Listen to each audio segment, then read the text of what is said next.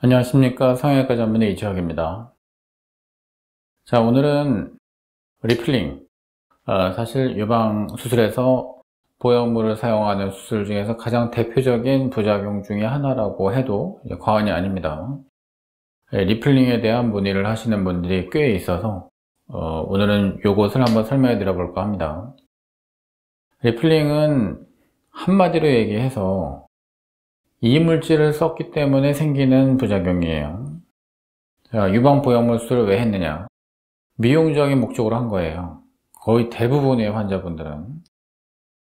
근데 미용적인 목적으로 가슴을 부풀리려고 하다 보니까, 자, 가장 이상적인 것은 자기 몸의 일부를 이식하는 거겠죠. 대표적인 것이 지방 이식이지만, 자, 지방을 갖다가 이식을 하려고 하면은 자기 몸이 어딘가에 그만큼 손상을 줘야 돼요. 이 부분을 갖다가 부풀리겠다. 그것만큼 어딘가는 패여야 돼요. 그리고 그쪽을 채취하기 위해서 뭔가 희생되는 게 있어요. 그러면 어느 한 부분을 예쁘게 만들기 위해서 다른 부분을 희생시킨다. 이거는 사실은 미용수술의 원리상 원칙상 안 맞죠. 그래서 가장 쉽게 할 수 있는 거, 자, 돈 주고 사서 상품을, 제품을 몸속에다 넣는 거. 사실 제일 쉬운 것이 그거기 때문에 우리가 보형물들을 굉장히 많이 사용하는 거죠. 뭐 인공 관절 수술에서도 마찬가지고, 뭐 코 수술 같은 데에서도 실리콘을 자꾸 쓰는데 마찬가지예요. 뭐 치과용 임플란트를 쓰는 것도 역시 마찬가지고. 자, 그렇게 하는 거는 굉장히 쉽고 또 수술비가 싸져요. 경제적이 되고 수술도 시간이 굉장히 단축되고 회복 시간도 굉장히 짧게 할 수 있어요.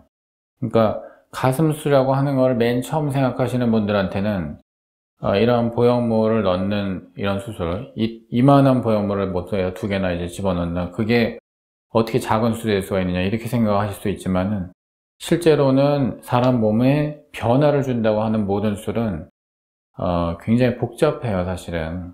근데, 그런 모든 수술들에 비해 봤을 때, 이 보형물을 몸속에 딱 넣고 나오는 이 수술은, 그 중에서는 굉장히 간단한 거에 속해요.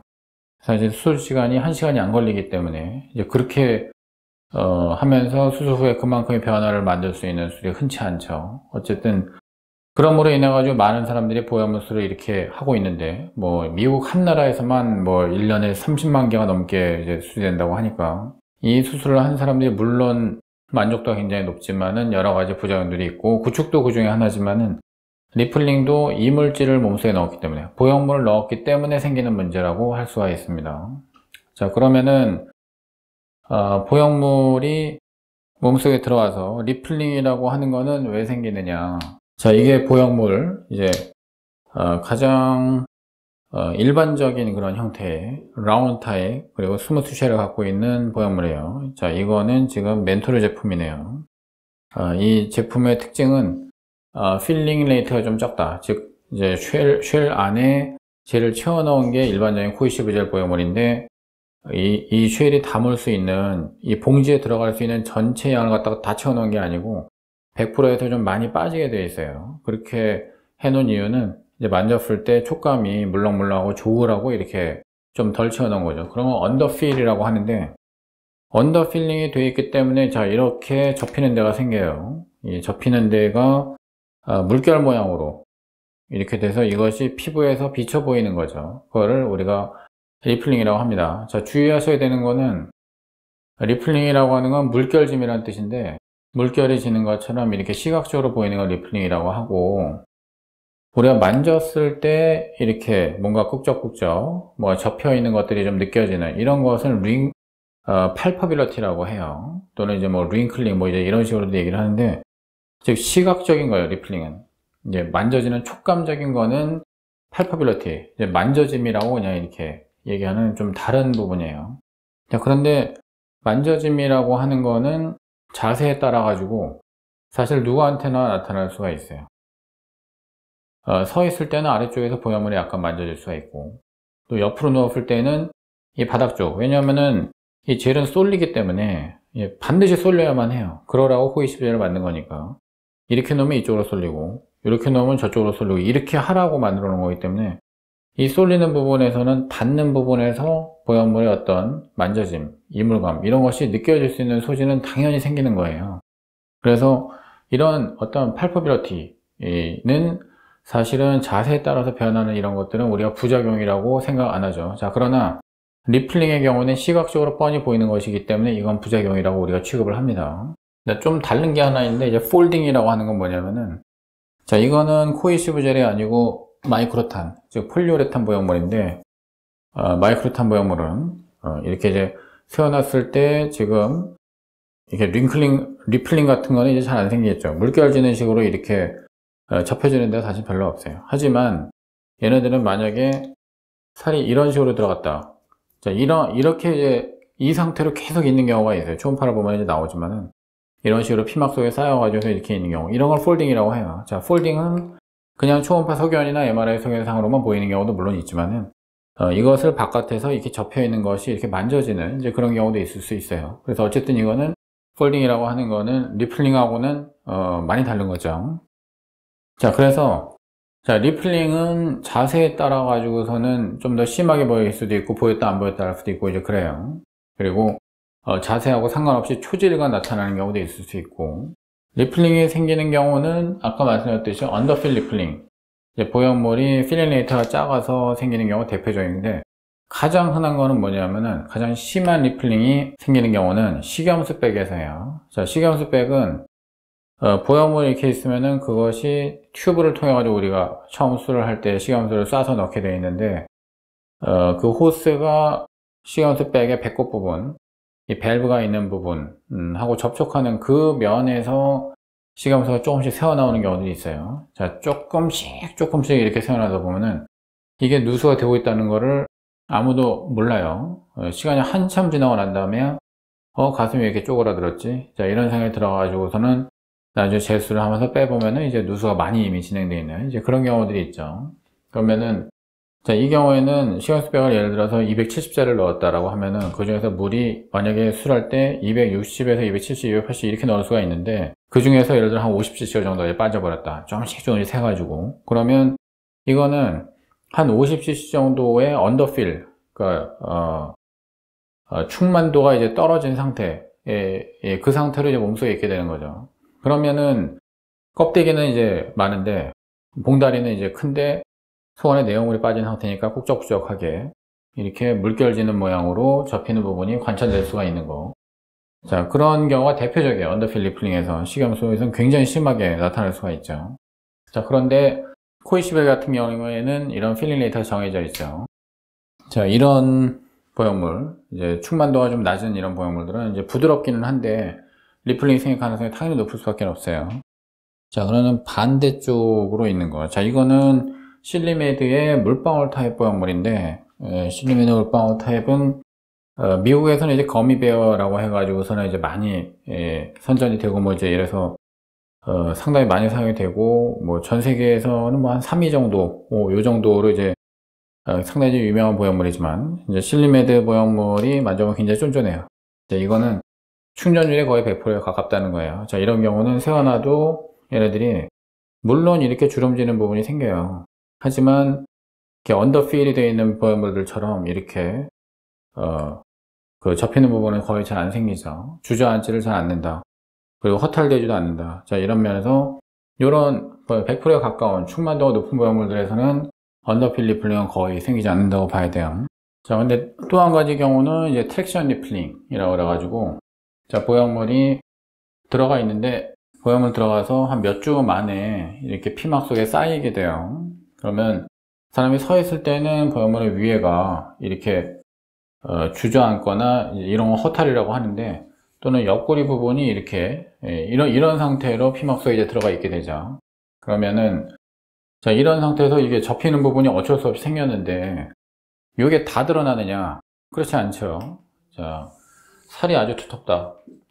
이런 거는 생기긴 했는데 겉에서는 전혀 안 보이는 거예요. 자, 이런 경우는 뭐 아무리 언더필을 썼다고 해도 리플링 하나도 안 보이겠죠. 반대로 살이 아주 얇은 사람에서 이런 거는 이제 상당히 심하다. 자, 이러면은 이거는 바깥에서 리플링으로 보일 가능성이 굉장히 높아지는 거죠. 또는 이런 피막 자체가 이제 보형물이 이렇게 잡혀 있으면 이 피막도 같이 이렇게 유착이 이제 되니까 이제 피막하고 보형물이 유착이 된 상태에서 이 보형물이 이렇게 접혀지니까 피막 자체도 이렇게 같이 이렇게 접혀있는 뭐 이런 상태에서 이게 끌고 들어가는 부분, 안 끌고 들어가는 부분, 또 끌고 들어가는 부분 이런 것들이 되어 있으니까 겉에서 살 자체가 물결 모양처럼 이렇게 주름져 보이는 이런 경우들이 이제 트랙션 리플링이 되겠고, 주로 마른 체형의 환자분들, 그래서 큰 보형물을 썼을 때 가장 많이 일어나야 돼요. 자, 그래서 가장 요즘 흔하게 리플링이 발생하시는 분들은 어떤 경우냐면은 마른 체형의 젊은 환자분들이 큰 보형물을 선호해요. 요즘은 나이가 좀 드신 분들, 출산 후 여성들은 가슴이 자꾸 처지기 시작하기 때문에 그때서부터는 보형물의 사이즈에 대해서 크게 미련을 안 가지는데, 젊은 환자분들은 그런 걸 생각 안 해요. 나중에 내가 애를 낳고 나면 내 몸이 어떻게 될까 이런 거를 모르기 때문에 클수록 좋다고 생각하면서 큰 보형물, 큰 볼륨을 갖다가 자꾸 채우기 시작을 이제 합니다. 그러다 보니까 리플링들이 이렇게 자꾸 생기게 되는 것이고, 자, 근데도 불구하고 나는 크게 넣으면서도 리플링을 어떻게든 피하고 싶다라고 하면은 보형물이 아까 이제 얘기 드린 것처럼 이렇게 쭈그러지지 않는 애들을 지금 생각을 좀 하셔야 돼요. 자, 이런 것도 만져보면 말랑말랑 감촉은 되게 좋아요. 그런데 이제 세워놓으면은 주름지는 데가 몇 개나 생기는지 뭐 셀 수가 없죠. 자, 이런 것들이 마른 환자들에서 비쳐 보이게 되면은 이건 대책 없이 리플링으로 이제 보이게 되는 거고. 자, 그렇다는 점 일단 이제 알고 계시고요. 그 다음에 꼭 이런 부분이 아니라고 하더라도 실제로 수술을 하면서, 자, 의사가 이제 고속도로를 갖다 좀 피하겠다. 고속도로도 얘기를 하려고 그러면 이제 저것도 좀 복잡한데, 안쪽 부분이 이제 너무 벌어져 보이면 배기 싫지 않느냐. 나는 좀 모아달라. 그렇게 환자분이 주문을 하셔가지고, 이제 집도의가 또 안쪽 갔다가 열심히 막 이제 방뇨하다 보면은 들어가지 말아야 될 때까지 칼이 가게 돼 있어요. 그렇게 되면은 안쪽 부분이 과다하게 박리가 된 이런 상태에서는 안쪽 부분에가 또 제일 잘 접힐 수가 있는 부분인데 거기서 사이 아주 최소로 얇아지는 경우가 있을 수가 있어요. 그러면 이 안쪽 부분, 좌측 가슴에서는 9시, 뭐 우측 가슴에서는 3시 방향, 이제 보는 사람들 시각에서 그렇게 리플링이 일어날 가능성이 있어요. 그래서 나 고속도로를 안 만들어야지 뭐 이제 이런 생각으로 이제 뭐 과다 박리를 안쪽에다 하는 거는 굉장히 사실은 위험해요. 그리고 보형물이 콜랩스가 안 되는 보형물, 이렇게 허탈이 되지 않고 최대한 이제 형태를 보존해주는 이런 건 이제 폼 스테이블이라고 하고 형태 안정성이라고 하고, 미국에서는 거미베어 임플란트라고 얘기를 하는데, 그런 보형물들을 갖다 써주는 것도 굉장히 좋은 방법이에요. 그래서 보형물을 말랑말랑한 거, 아주 그 젤리처럼 이제 소프트하기만 한 거, 그런 거를 써주는 것이 물론 좋은 부분이 있는데, 그런 보형물을 씀으로 인해서 치료는 대가가 있어요. 그 부분은 환자분들이 사실은 생각 못하는 이유가 뭐냐면 의사들이 설명 안 해주기 때문이죠. 왜냐면은 환자분들한테 성형이라고 하는 거는 자꾸만 좋은 점만 부각시켜서 하도록 유도하는 그런 경향이 있기 때문에 뭐 어느 나라에서는 자꾸만 이제 그런 게 생기기는 해요. 근데 이러한 리스크, 부작용적인 면에서 봤을 때는 사실은 말랑하기만 해서는 사실은 좋지는 않습니다. 자, 이런 리플링이 만약에 생겼다. 일단 생긴 리플링을 갖다가 어떻게 치료를 하느냐. 원인이 살집이 너무 얇아서 또는 보형물이 너무 커서 이 둘 중에 하나니까, 그러면 치료는 살집을 두텁게 하거나 또는 보형물을 작게 하거나 둘 중에 하나겠죠. 자, 보형물 작게 하는 거, 이거는 솔직히 이제 보형물 돈 주고 사온 거 교환하거나 다시 사오거나, 자, 이렇게 해가지고 바꾸면 되기 때문에 사실은 쉬워요. 자, 근데 이거는 과연 쉬울까요? 자, 이게 쉽지는 않죠. 내가 마음 먹고 열심히 먹어가지고서는 뭐 체중을 뭐 40kg에서 50kg를 불렸다, 뭐 50kg에서 60kg를 불렸다 하더라도 내가 딱 원하는 부분, 리플링이 생기는 그 부분만 살집을 두껍게 한다는 거는 사실은 안 되는 일이죠. 그래서 먹어서 살찐다고 해가지고 이게 잘 되지를 않고요. 자, 이 부분을 만약에 리플링 영역이 굉장히 좁고 경미하다라고 하면은 지방 이식을 한번 도모해 보는 것도 나쁘지 않아요. 자, 이것도 좋은 방법입니다. 그런데 아주 넓은 영역에서 리플링이 심하게 나타났을 경우, 그때는 이거 가지고 어림이 없죠. 자, 왜냐, 리플링이 생기는 사람들은 거의 99% 이상이 마른 사람들이에요. 자, 마른 사람들이 어디에서 양질의 지방을 갖다가 풍부하게 얻어가지고 그 광대한 영역을 채울 것이냐. 자, 그런 문제가 있고, 그 지방이 어느 부분은 살고 어느 부분은 안 살 텐데, 이거는 지방이식이라는 수술 자체의 한계점이거든요. 그 생착률을 갖다가 우리가 담보하고 확증할 수가 없다라고 하는 거, 보장할 수가 없다라고 하는 거, 얼만큼 살지에 대한 보증이 없어요. 그냥 넣어보는 거거든요. 자, 그런 면에서 백그라프트, 자, 지방이식을 갖다가 리플링을 치료할 때 확실한 어떤 치료 방법이라고 얘기하기는 어려운 부분이 있어요.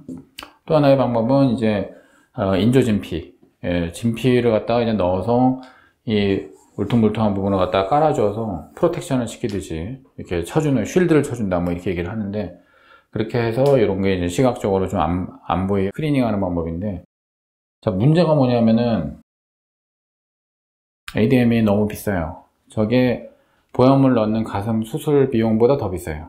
대부분 ADM을 갖다 많이 쓰는 경우, 인조진피를 많이 쓰는 경우는 재건수술, 유방암을 재건하기 위해 쓰는 경우에는 대학병원에서 많이 씁니다. 자, 이 경우는 유방암 수술을 갖다 하는 환자분들 같은 경우는 국가에서 우리나라가 이제 암에 대한 보험이 굉장히 잘 돼 있고, 뭐 여기저기서 많이 나와요. 건강보험에서도 나오고, 뭐 실비 이런 데서 나오고 하기 때문에 그때는 이런 게 다 지원이 돼요. 근데 내가 미용 수술을 하기 위해 가지고서는 내 기호에 따라 가지고서는 초래된 문제에 대해서 이거를 뭐 써가지고서는 그거를 이제 커버하겠다. 이때는 건보 같은 데서 해줄 턱이 없죠. 실손에서도 해줄 턱이 없어요. 다 자기 돈으로 무조건 해야 되는데, 이게 이제 좀 문제가 좀 커요. 그래서 실제로 리플링이 생겼을 때 ADM을 써가지고 그거를 이제 막아놓은 케이스, 이런 거는 사실은 거의 보기 어렵죠. 자, 그래서 결국은 리플링이 실제로 생겼을 때는 보형물을 사이즈를 다운하는 게 지금으로서 가장 좀 쉽게 어떻게 해결할 수 있는 이제 그런 방법이라고 할 수가 있고요. 보형물을 그냥 딱 빼가지고서는 그냥 해결을 하는 이제 이런 식으로는 조금 좀 그렇고, 보형물 자체가 만들어 놓은 게 피막이고, 이 리플링이 생겨 있는 살덩어리는 피막하고 또 붙어 있어요, 대부분. 그래서 이 피막도 이 살을 갖다 얇게 하지 않으면서 피막을 갖다 제거를 해주는 게 가장 좋은 방법인데, 자, 이게 테크닉적으로 좀 쉽지를 않죠. 자, 어쨌든 제가 좀 많이 쓰는 방법은 뭐냐 하면은 자, 이런 부분에서 리플링이 생겼다 그러면은, 자, 보형물이 있고 피막이 있고 이렇게 되어 있으면은 이 보형물을 이제 딱 빼내고 요거는 그대로 남겨두고 나오면은, 얘네들도 이렇게 결이 잡혀 있는 상태에서 놓고 나오는 거는 또 재발할 수 있는 가능성이 있겠죠. 사이즈 다운을 한다고 그러더라도. 이제 그래서 이 피막하고 요 살 사이, 이 부분을 갖다 박리를 하되, 대부분 리플링이 생기는 거는 이제 이런 끝에 쪽이거든요. 이 중앙 부분은 살이 많아요, 대부분. 끝에 쪽, 경계 쪽으로 갈수록 살이 얇아지기 때문에 그런 데서 리플링이 많이 생기기 때문에 박리를 갖다 이 정도까지만 해서 이렇게 기존 피막 위쪽으로 새로 이제 포켓을 만들어서 거기다가 사이즈를 조금 다운시킨 보형물을 넣는 식으로 그렇게 치료를 해주게 되면은 리플링 치료를 갖다 좀 그래도 쉽게 해낼 수가 있다. 이제 이렇게 얘기를 할 수 있고요. 리플링이 생긴 거, 자, 일단 생겼어요. 자, 이거를 기다리면은 좋아지느냐? 기다려서 좋아지는 경우가 거의 없다고 보셔야 돼요. 왜냐면은 나이가 들면 들수록, 즉 세월이 지나면 지날수록 살은 얇아져요. 30대 때보다는 40대 때 유방이 더 작아지고 쭈그러지거든요. 자꾸 밑으로 처지고, 피부 자체의 두께가 또 이제 얇아져요. 늙으면 늙을수록, 나이가 들면 들수록. 자, 그렇기 때문에 시간이 지나면 지날수록 이제 리플링이 더 좋아지는 그런 경우는 사실은 드물어요. 그래서 이게 너무 이제 심하게 왔다, 리플링이. 그러면 이거는 이제 그냥 치료를 들어가는 게 낫죠. 자, 오늘은 리필링이라고 하는 부분에 대해서 한번 영상을 마련해 봤고요. 자, 도움이 되셨는지 모르겠습니다. 대부분 이제 수술하기 전에 환자분들도 영상을 참고를 물론 하시는 것 같지만, 수술을 하고 난 다음에 어떤 이제 문제를 겪으신 분들이 또 영상들을 많이 보시는 것 같아요. 자, 그런 분들에게 오늘 같은 경우는 조금 더 이렇게 특정해 가지고서는 제가 얘기를 했기 때문에 약간 좀 어려운 얘기들이 좀 많이 나오고 한 것 같아요. 자, 이해가 잘 되셨으면 좋겠고요. 여기까지 하겠습니다. 고맙습니다.